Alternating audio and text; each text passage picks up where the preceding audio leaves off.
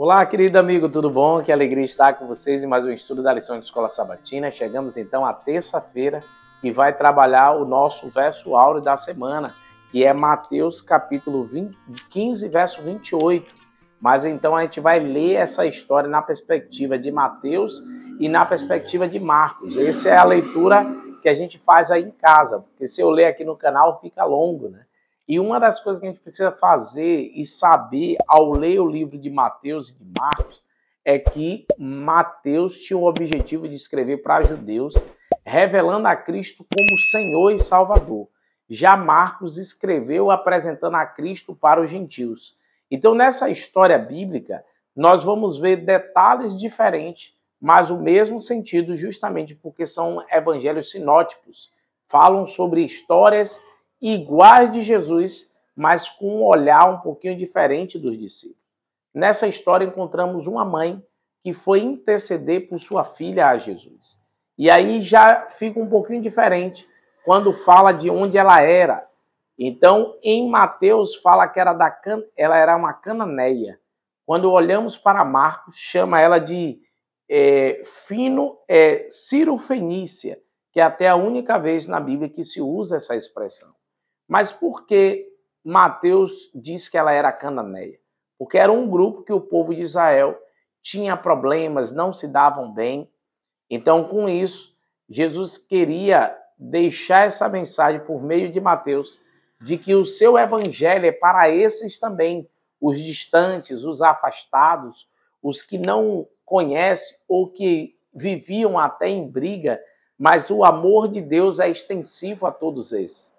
E agora, Marcos, ao falar que ela era Cirofenícia, queria mostrar que era de um grupo, de uma região, que também ali era comum para os gentios, mas que Jesus também queria alcançar este grupo.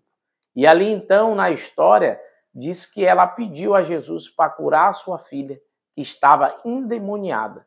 E Jesus meio que a resposta inicial não era a que a gente esperava ouvir, porque ele disse, olha, o alimento não é para todos, né? E aí a mulher responde, mas até os cachorrinhos comem migalhas da mesa. E Jesus disse que nunca tinha visto uma fé como aquela e que a sua filha estaria curada. Então, quando ela chegou em casa, sua filha estava sem o quê? Não estava mais endemoniada. O que Jesus queria falar com isso?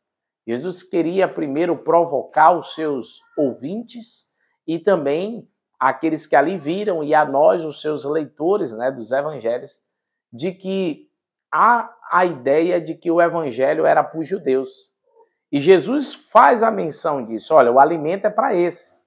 Mas ela diz, mas as migalhas também o cachorrinho come. Por mais que não sejamos, queridos, do povo dos judeus, não somos de Israel, mas Deus, ele derrama sobre nós o seu espírito. Ele cuida dos seus filhos, assim como cuidou daquela mulher que é cuidar de mim e de você.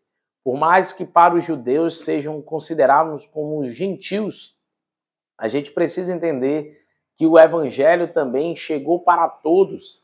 Eu não creio na visão calvinista de que o evangelho é para alguns, porque senão, como eu já disse aqui essa semana, vamos reafirmar que Deus tem um grupo de eleitos.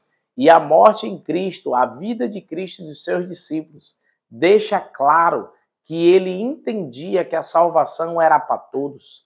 Paulo teve a dificuldade justamente com os judaizantes, porque queriam deixar essa ideia que a salvação era para alguns e aqueles que se convertessem tinham que viver um judaísmo melhorado. E aí então os cristãos tinham que seguir várias leis do judaísmo.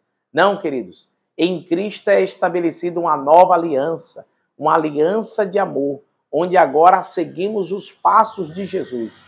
Aquilo que Cristo fez e nos deixou o exemplo é o modelo para nós. E o modelo é a pregação do evangelho a todos e que ele quer libertar-nos do pecado e nos salvar. Tenha isso em sua mente.